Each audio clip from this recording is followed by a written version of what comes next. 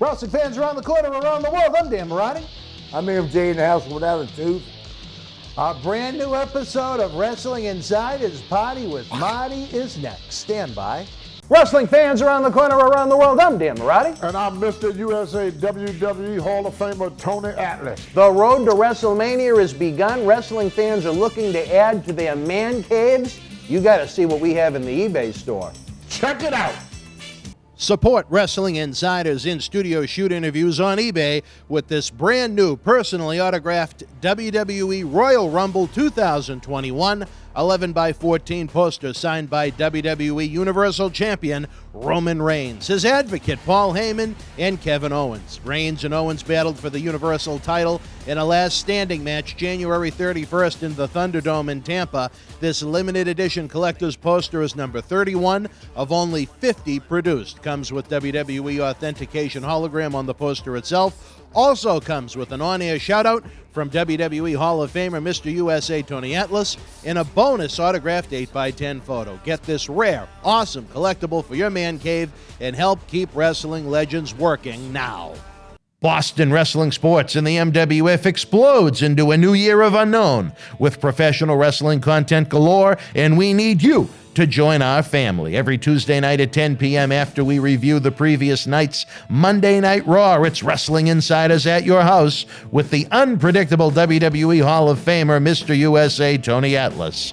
Wednesday nights after WWE, NXT, and AEW at 10 p.m., you never know who's going to show up on Wrestling Insiders Special Edition. Every Thursday night at 10 p.m. after our NXT and Dynamite review, it's Marty Jannetty's no-holds-barred sex, drugs, and rock and roll journey through the 80s and 90s on Wrestling Insider's Party with Marty. Friday nights after the lights go down at the Thunderdome on SmackDown, it's John Cena Sr.'s Wrestling Insider's Fabulous Fridays. Plus, look for classic clips, bonus live episodes, pay-per-view watch-alongs, and more. If you want early, ad-free access to all of our Wrestling Insider talk shows, our acclaimed studio shoot interview DVD library, and to help keep wrestling legends working during the worst of times, for less than a cup of coffee at Starbucks, join our growing family at patreon.com/Boston Wrestling. Expect the unexpected in 2021. This is Mick Foley. This is Harley Race. This is Shelton Benjamin. This is Mr. Wonderful Paul Orndorff. This is the Monster Abyss. And this is Daniel Bryan. This is JBL, and you're watching the MWF. Be there live.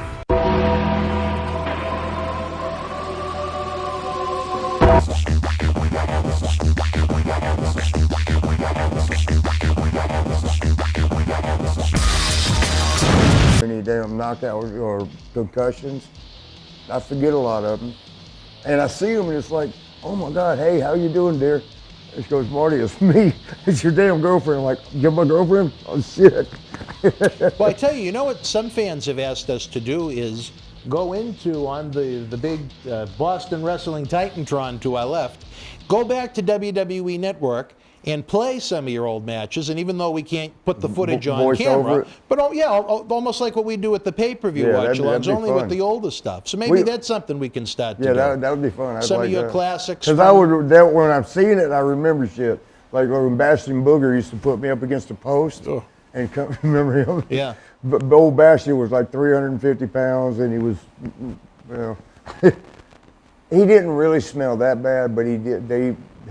Part of his character, they would spray him with some kind of spray that made him smell like shit. Oh, really? Yeah. I don't know because that. he would go out there like he never took showers and shit. Yeah. He'd eat an ice cream bar before he'd go out there. And he had the one tooth, like you got one or two teeth missing. And, he would set me up against the post, though. After it happened once or twice, I'm like, fuck, I need to move. Because I had to wait till him, and he'd come and splash me. And almost every time my head would go, ting, you'd hear that damn post. Oh, really? Ting, yeah, man, because he'd run in so hard. And that shit, I know wrestling's showbiz. That shit hurt. When your head goes ding off an iron-ass post, and you look at it and you see 3 or 4. He shot me in one time, until like I had sunset flip him. And he just, I was still seeing double, triple vision. Shot me in and I looked, there was a whole bunch of them bent over. I was like, which one do I sunset flip? I took a chance and luckily I got the right one. You know what my goal is? It's probably not going to be the way we tape this episode for a few weeks, but as we tape it here in studio, my goal is tomorrow where we're going to do the Elimination Chamber watch along. I thought we were doing that tonight. No, the show isn't until tomorrow. Oh, we're doing something tonight. We're going to do some gimmicks. Oh, okay. My goal is I want to test the waters with this. I want to do a watch along with one of your old pay-per-view matches. Then we can That'd do be a post-game show almost afterwards, and we'll see if the fans like it. If the fans like it, we can do more Keep of it. doing it, Because yeah. there's a lot of pay-per-view content to you out there. I think y'all would like it because when you see your stuff, especially when it was like 20 years ago. Yeah. You remembered as you're watching, like, he farted on me right there. Well, stuff like that. Yeah, silly that no stuff one would like know. that. And it's funny. It'd be the first time you'd get a payday from doing something on WWE Network. But they gonna sue me?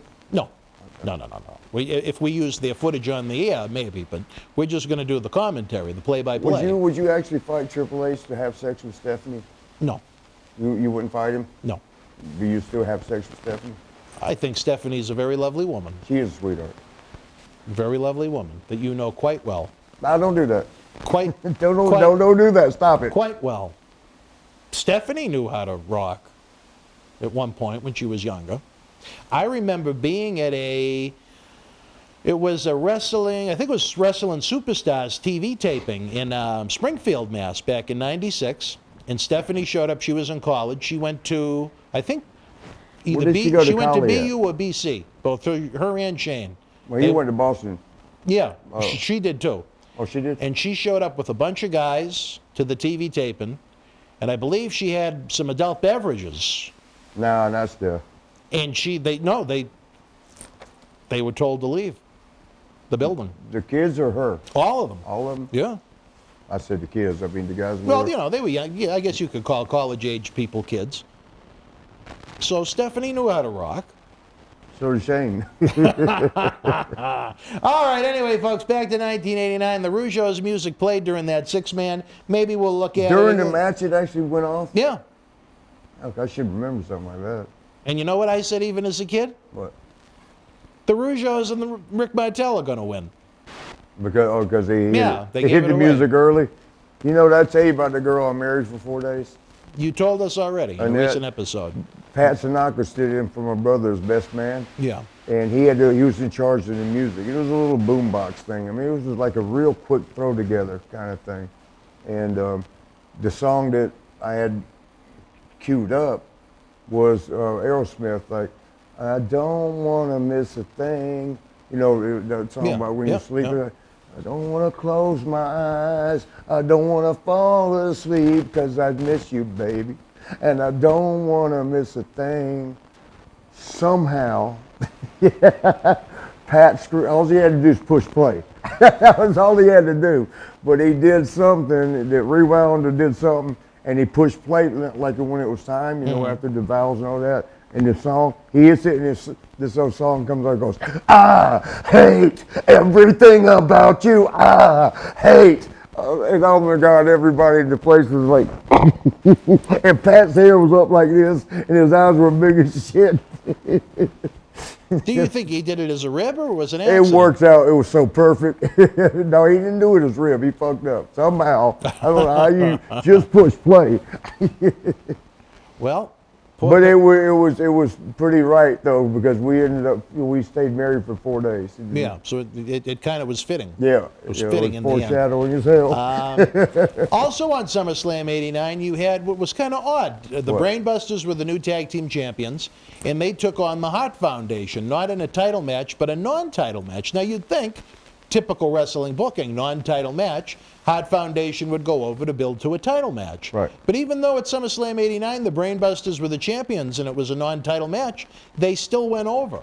What always confused me is why didn't they just make it a title match and have the Brainbusters go over that way? I don't remember. That would be logical. I don't I'm know just why there's asking right now. Wouldn't that salt be? on the Oh, here we paper. go with that. But wouldn't that be more Damn, logical? that's nasty. Yeah. Who was the champ? Arn and Tully. Oh, that's right. They had the belt. They had the belts. Yeah. They worked the Hearts. It was a non-title match. Why wouldn't you have the Hearts go over to build up to a title match? Well, normally you would. Yeah, there was. Was that a house show or TV? No, this is SummerSlam '89. Oh, shit. I never understood that. Sometimes they make mistakes. People In the seem booking, to, you mean? Yeah. Yeah. People seem to think WWE is perfect. No, they make mistakes too. That was SummerSlam '89. Was also the night of Mean Gene's infamous "Fuck It." Do you remember that? His what? He was getting ready to do a promo with Rick Rude and Bobby Heenan, I believe, and the SummerSlam sign behind him fell down, and he turned around and went, "Fuck it." Mean Gene was the best. Do you remember man. that? No, but I could just see Mean Gene doing that. And you know what's sad? I love him, man. I think I've told you before. We had approached him to try and come in to Who, here Gene? before he passed away. Yeah, and I think we would have, between his work in AWA, in radio, in WWF, and WCW, I think he would have been great. Oh, he would have kept y'all laughing, man. And you want to know what's funny? I mean, talk about. You know who he interacted well with, like with the new in the interviews?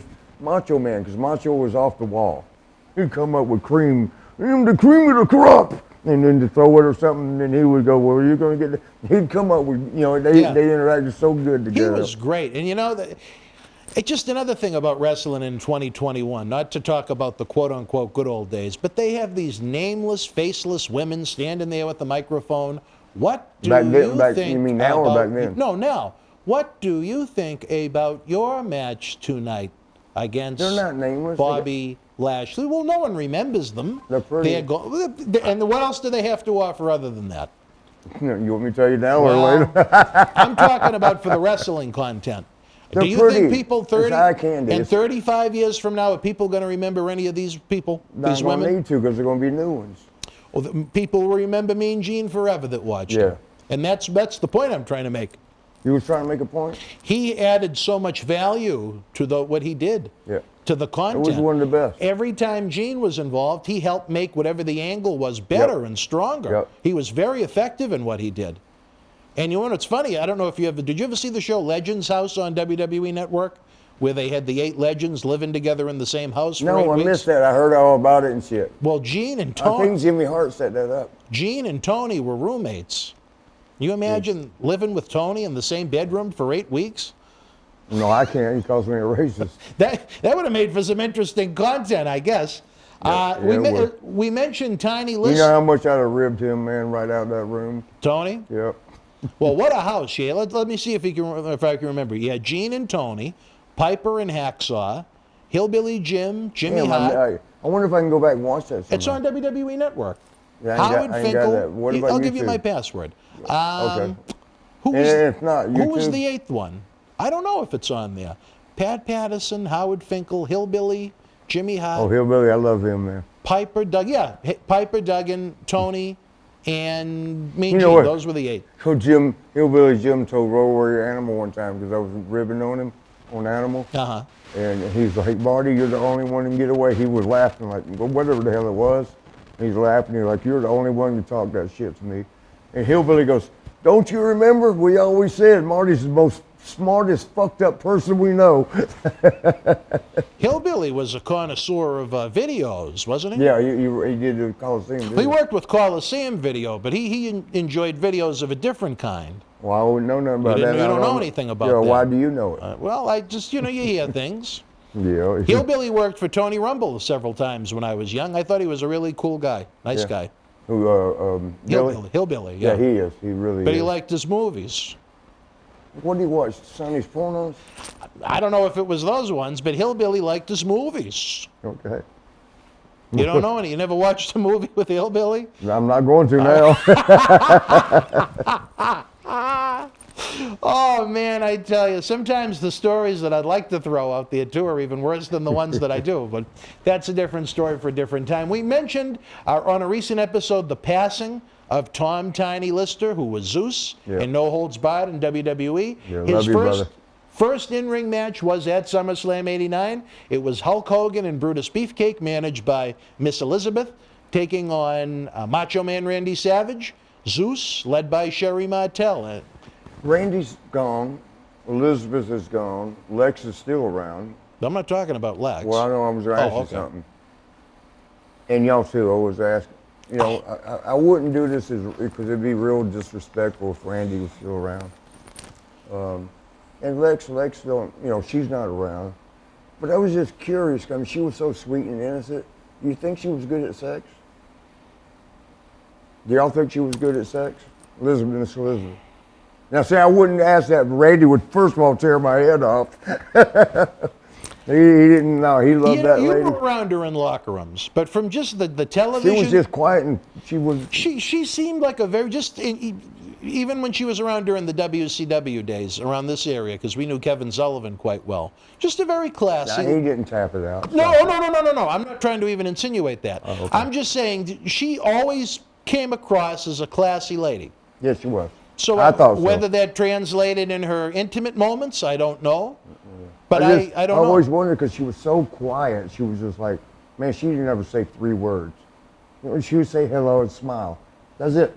She didn't even talk, you know. And that might have been because Randy kept a big muzzle on her. I mean, I love you, Maybe Randy. once the muzzle came off, who knows? Yeah, maybe. Well, Lex would know. No. Maybe Yeah, we'll have to have him in the that called me studio. off when Lex and her started seeing each other because I was like. That was kind of odd. Yeah, like, you know, because I love Randy, you know, and I love, you know, Lex too. And Elizabeth, I didn't, not that I didn't love her, you couldn't get close to her. She was, you know, and not that I tried, you know, because to me, that's always Randy's girl. But she was sort of like not there. I mean, there's her body, but she's not there. Yeah. You know, her mind went with her body kind of thing. Can you, and you know, maybe we should save this for when we get to 1992, but can you maybe, from what you observed over the years in the locker rooms, maybe understand her desire to have a different way of life? If what I heard was true, yeah. Yeah. But we'll get there as time goes on. I have a lot of respect for the Macho Man, but Me too, that's a my question brother. right now I do want to bring up, as we mentioned Leon being a Right. little ripe. Leon. Tony Atlas has said that of everyone he's ever worked, Macho had the worst odor of anyone he ever wrestled because he didn't clean his gear. Do you believe that to be No, the because truth? Mick Foley could beat that shit in a minute. Mick wouldn't even wash his shit out, which a lot of times we're on the road 30 days. Yeah. You ain't bringing 30 outfits. You're going Right. to have to wash them in the sink and hang them out. And old Mick, man, we roomed together a lot, me and him and Al Oh, did you? Snow. Yeah. And he would just take them off and just hang them up. Didn't want to rinse the sweat out. And that shit, like, man, gosh, damn. After about 3 days of wearing the same damn thing. And Mick's he's a good guy. You know, he's clean cut and all that. But I don't know if he was taking shortcuts or what. And we always thought he was cheating though, you know, because he would take them badass bumps and like drop an elbow on the concrete floor. And we're like, God damn, that shit hurts. And he never would want to dress around the boys because he, you know, when we roomed together is how we found out, me and Al Snow. He would wear girdle pads, the hockey girdle pads underneath. Really? Yeah, so when he's dropping, he's hitting padding, man. The rest of us, so we weren't sure is smart or should we be mad about it? You know, but it, Well, you know, I good went for with him. smart. I mean, imagine, look at the physical condition the poor guy's in right now. Imagine if he Nick, wasn't. Yeah. What's wrong with him? He's dilapidated. Yeah. hurting. Yeah. Sorry, Mick. We've had him in this studio, a fine gentleman. He's helped with our toy drives in Love the him, past. man. I Love like him. Mick an awful lot, but apparently not so much as gear, right? We'll never ask him for anything ring worn, I guess. But do you think that Macho Man, did he stink? Not to me. I didn't ever smell him. Really? You never? I didn't work with him though. I don't think Tony was particularly a big fan of him, so. I don't know why, man. Tony, knock it off, man. You're always putting people that. Look, you called Tracy Smothers a damn racist because he had that rebel flag that went to the ring. You did Saba Simba. So we do what they tell us to do, man. Stop with that damn racist shit. You're starting to come off as racist. And I love you to death. But you gonna call me a racist and I'm not even close? That might mean you're a racist. Knock it off. So there was no odor factor with Randy Savage. wouldn't. He was clean enough to you. I sat with him on the plane from 14 hours coming back from Tokyo to LA. Well, Tony was, just to be fair, was talking about in-ring with his ring Yeah, I gear. never He worked said he with him wouldn't in clean ring. it out. You never Yeah, we worked did tag one time. I think it was one of them 6-man or Survivor Series type things. Eight guys on one side. against 8 guys, or something like that. 4 all the way around the ring. I'm trying to think. I don't. Oh, I think it was it the Survivor Series in Boston? Yeah, I with don't know if it was Razor Boston. Ramon and the kid. Yeah, that Mr. wasn't Boston. That was L.A., wasn't it? No, Mr. Perfect. I think he left because Me he and was the kid supposed won. to be on the team. Me and Kid won it. And you worked. I think it was like Atom Bomb, Yep. Diesel, Martel, Yep. and IRS. Yep. That was Boston. That was That was Boston. the only pay-per-view the old god never got, and it was terrible. I was so excited. I never liked the Survivor Series. I was so excited to see a pay-per-view once for the first time, and it sucked. It sucked big time. I'm sorry. That opening match was probably the better match of the show. They had that. They had that's our first one, Cecil. Yep. They did the 4 Doinks, who were Mo, Mabel, Butch, and Luke of the Bushwhackers against the Head Shrinkers, Booger, and Bam Bam. Master Booger? Yeah, they did Owen, Brett, Keith, and Bruce Hart against Shawn Bruce. Michaels and 3 Nights. Bruce did come through for a minute, didn't he? Jerry Lawler was in jail for, I don't know if he was in jail, but he was facing charges about being underage. with an extremely underage 13-year-old, believe it or 14, not. yeah, 13, I 14. was shocked by that. Well, Kat was young, Yeah. It wasn't her, though. but we talked about that. We right? did. And Stacy's a lovely lady. I love her. And they did the Smoky Mountain Tag Team titles, the Heavenly Bodies against the Rock and Rolls. And One of them died. Maybe both of them. no, Tom Pritchard's still alive. No, it was Rex King and No, they were well done. well done. That's what I think they're both dead, yeah. I think, yeah. And that what was sucked. the main event? Yes, You it know, does. Rex was having sex with, okay, I'm going to get in trouble again. What's her name? Jackie, the black girl? Jackie Moore. Yeah. Yeah. Very, very beautiful, very built, and this is, I just heard, I'm telling a story I heard, but I heard it from a lot of people. Yeah. But they had sex in the dressing room right before one of them's match. And evidently one of them didn't smell good because some of the guys came in afterwards and the sex smell was like horrible. What everybody said. Was that attributed to Rex King or Jackie Moore? I don't know. Even if I knew, I wouldn't say that part. But it was just they had sex and the whole dressing room smelled like sex. Well, I'll say this. That was a disappointment that the only pay-per-view in that building, and we waited. Boston's a big market. And to wait until 1993 to give us the first pay-per-view, that was a long wait.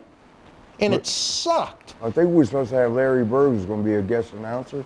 Really? I think Oh. so. And what was the main? The main was, I think it was Luger, Undertaker, and the Steiners, because they did an injury angle with Tatanka against Yoko, Ludwig Borga, The Steiners, Crush, and they one of the couldn't stand Quebecers. him, man. What's that now? The Steiners couldn't stand Tatanka, Why? especially Rick. Rick wanted to beat his ass every day. Why? I don't know. Just in Yeah, but personality clash? me and I don't even have no idea, but I know Rick was going to beat my ass. Rick was going to beat my ass one day because I was being Tatanka real good friends, and when I would hang out with them, and me and him would ride together. And like I remember one morning, I wanted to go get something to eat, and he had his wife or his girlfriend with him. His wife now, I don't know at the time, but so I asked him, are y'all hungry? I'll get you something. And they ordered some shit, and Rick caught me coming back home with food or back to the hotel, food for me and them. And he goes, what are you, a fucking stooge now for them? Fuck them, let them get their own fucking food. Fuck you, what's wrong with you? Wow, he really didn't like Tatanka. Not at all. I don't know why. Did you happen to catch any of the episodes we did with Tatanka? No, I got him. I watch him. I will watch him. Very interesting. Very interesting. Yeah. I think he has to be PC to some extent because he has that WWE Legends contract. PC? What's that? Politically correct. Oh, yeah.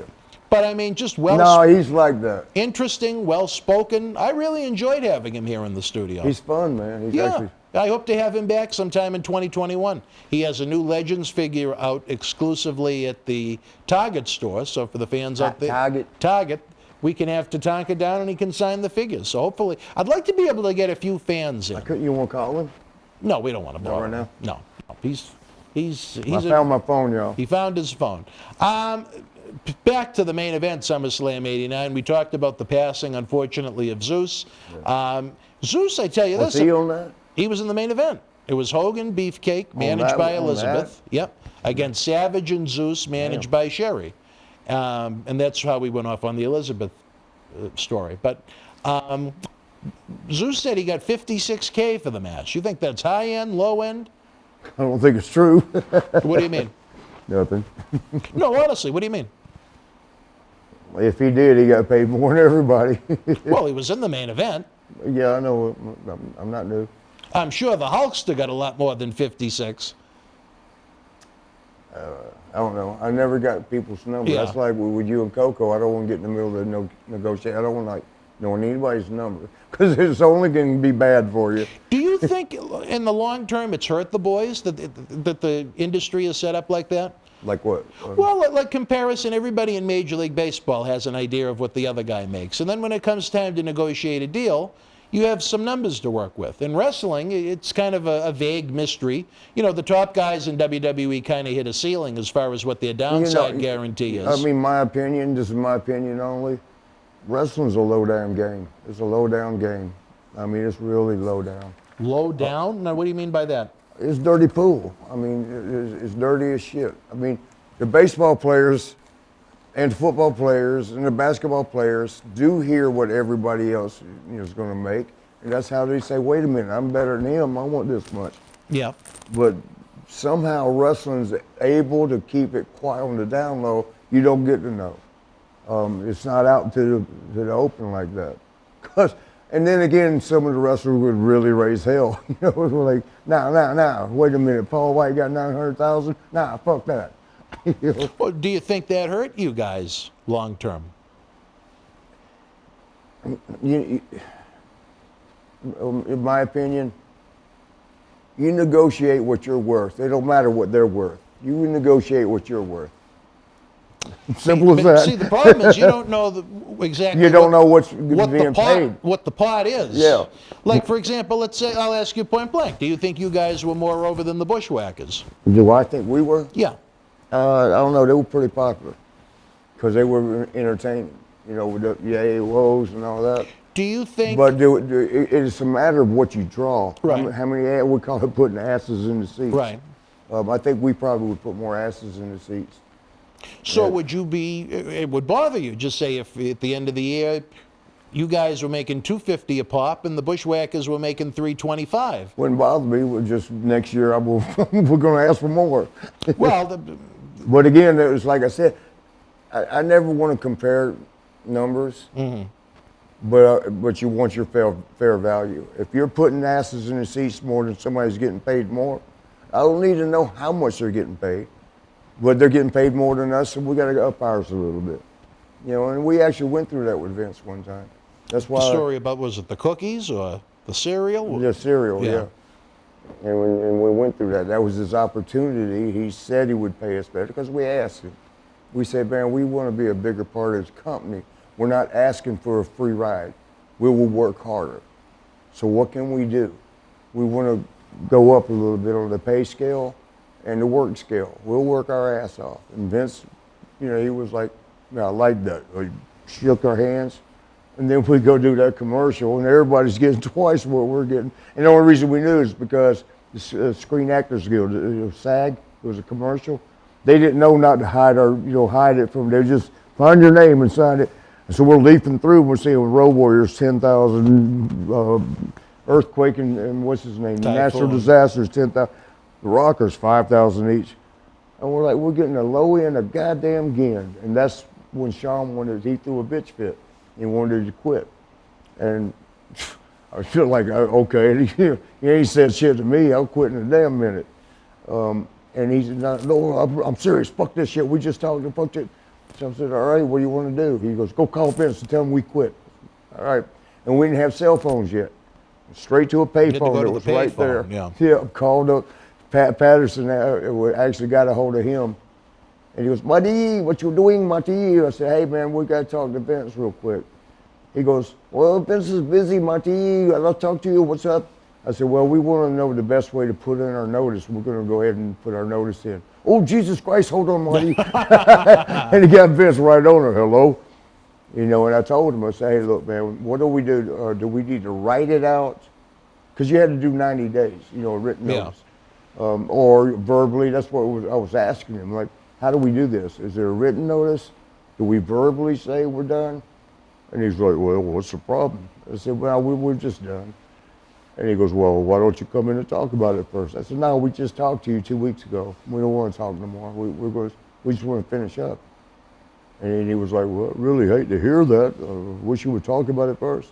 So why, Vince? We already did. We already talked about it. You lied to us. And he said, well, and you could hear him leafing like through the books. And he goes, Survivor Series is in 3 weeks. He goes, y'all can finish up there. For me, that was a blessing because the reason you got to go 90 days, they beat you down for 90 days. Right. So just you got no value when you go somewhere else. But 3 weeks and there was no TV, that was it. The Survivor Series. We didn't have to get beat down. Nobody cares if you lose the Survivor Series. Right. It's Everybody stupidest does fucking jobs, thing yeah. anyway. 38 goddamn guys in one match.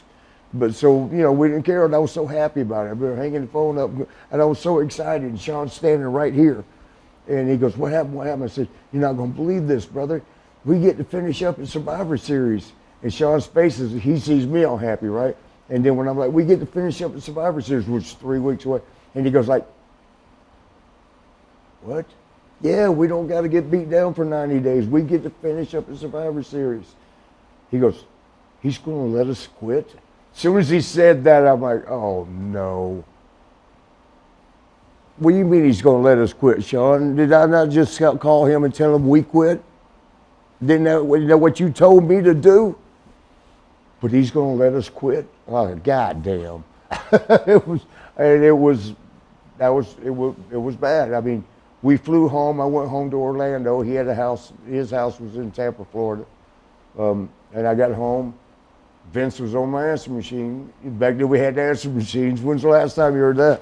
But the last there was like 50 damn messages. The last one was Vince, Marty, give me a call at the office. It was like about 5:15, 5:30. And I'm thinking he's already gone, he ain't there. But I called anyway. And he goes, I would welcome you to stay on and wrestle singles. So I'm like, no, Vince, I'm not going behind Sean's back. We made this decision together. And he said, well, that's funny. Sean just called me, said he had nothing to do with that. I was like this.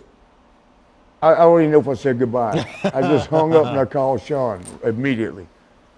Sean asked, I'm like, Sean, tell me it's not fucking true.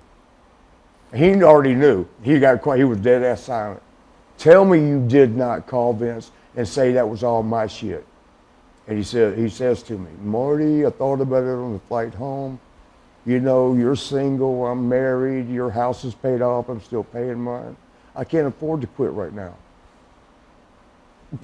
So that's fine, just tell me, motherfucker, shit. Yeah, you make me the asshole. I'm the one that quit when you're the one that told me to go do it. And that was that. Sean tries to dance around that. And he did it not too long ago, and he said, well, what do you remember happened that day? I said, I remember what happened is what happened that day. And I told him, and he got all frustrated. He goes, how do you remember shit? You did more drugs than me. And he goes stomping off. But he was putting it in his book, and he still, Mr. Christian, I love you anyway, Sean, you know that.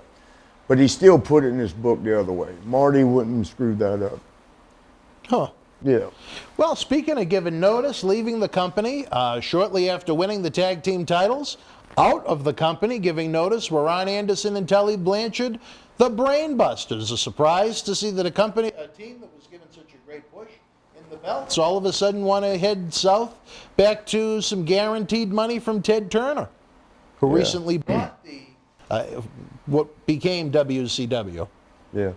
And a lot of guys, it wasn't just them, a lot of guys did. Yeah. Took off for the guarantee shit. And sometimes some of the guys got better pay down there than they did. Yeah.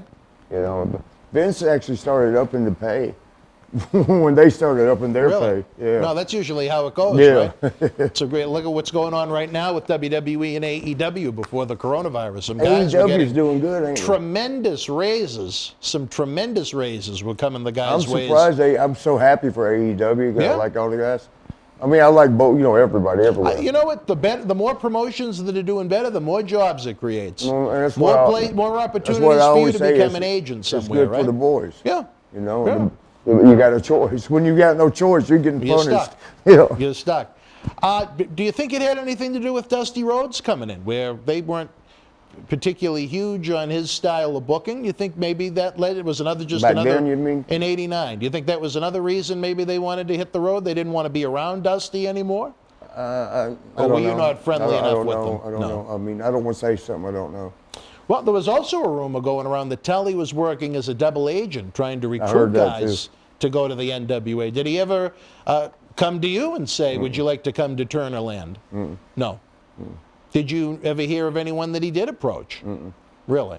You No, just heard I that didn't. I mean, it might have happened, but I you didn't. heard that he was the attempts were made. The double agent. I heard the double agent thing. He was working both teams. And wasn't it interesting that, out of revenge, a cocaine test from earlier in 1989 came to fruition, and For Tully Blanchard. I didn't know that he got caught. Oh yeah. Well, remember, look at what happened at your Survivor He Series never did no 89 coke match. with us. He never did any coke. I didn't know that. Remember, look at what happened at your Survivor Series '89 match. There was no Tully, but there was On.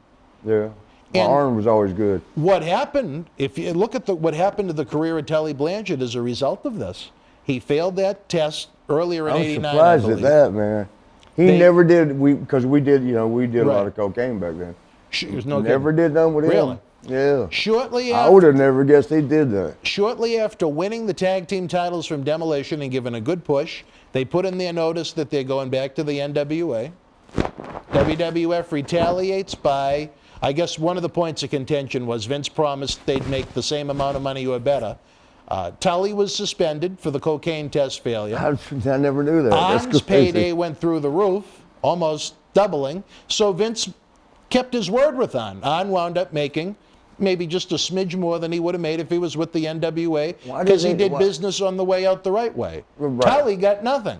Then when the NWA found out about what happened, they hired On, but no Tully. Other than an appearance at Slamboree 1994 working Terry Funk, Tully Blanchard was off of national television until 2019 Damn. when he joined AEW. Tully- 30 years. Tully or his daughter? Tully. His daughter's wrestling there. His daughter, no, she's not in AEW. Where's she at? I think she's independent right now. Impact She was somewhere for a minute. Impact Wrestling made the huge mistake of making her their world champion, defeating men. And then when they asked Over what? defeating men, Oh. she was the Impact World Champion. And then when No. they wanted her to do the job on the way out, she wanted 150K. Or See, that's what's wrong with that kind of shit Yep. right there. Yep. That's why Vince tests everybody comes in when you're new. Because if you start trouble then, what you gonna do when you get a little power? Yep. And you know what? There may be more to that story than I know, but for her to do that, I think is absolutely disgusting. That's a company that had their men lay down for her. I mean, she's not exactly the size of China. Tully probably told her to do it that way.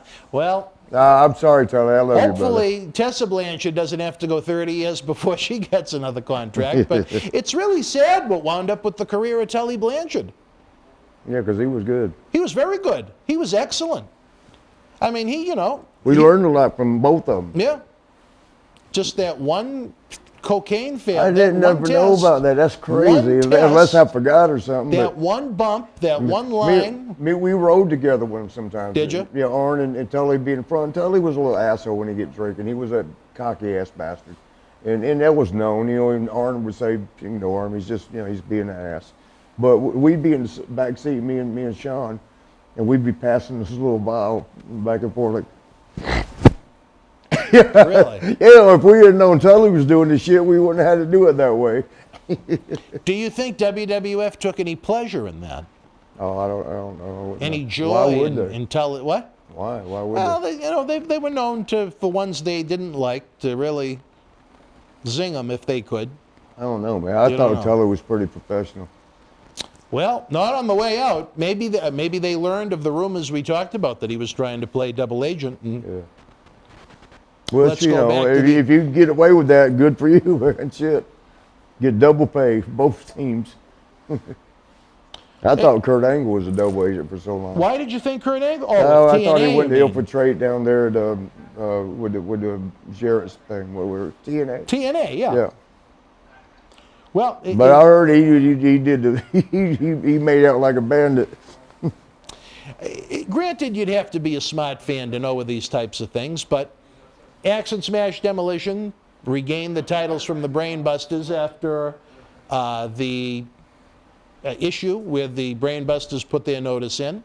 But, however, even though Demolition regained the title at the TV tapings, Brainbusters were continuing to defend the title on the road. Now, I mean, you'd have to be a smart fan to know that, you know, they lost the title at a TV taping, but do you think it took any credibility away from the business?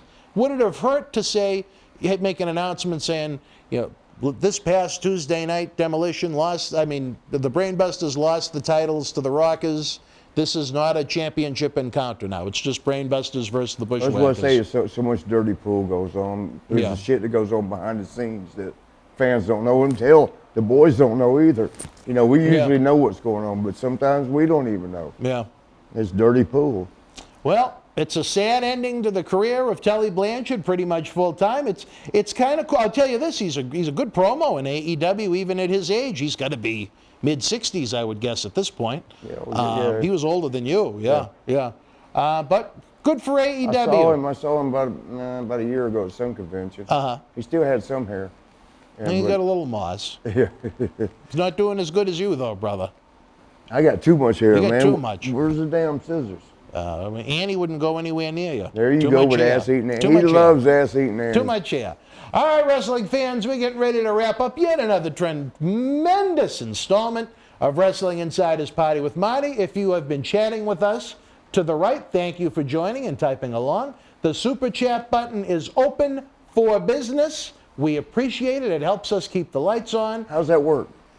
They just hit the button, and I don't know, I've never used it. They hit the button and... How you going to tell them what to do? You don't know how. All they have to do is follow the instructions if they hit the button. And again, coronavirus may have killed the nightlife.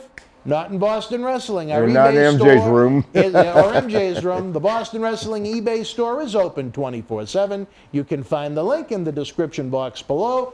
Lastly, we ask you to join. There's one of the Rougeau brothers right there.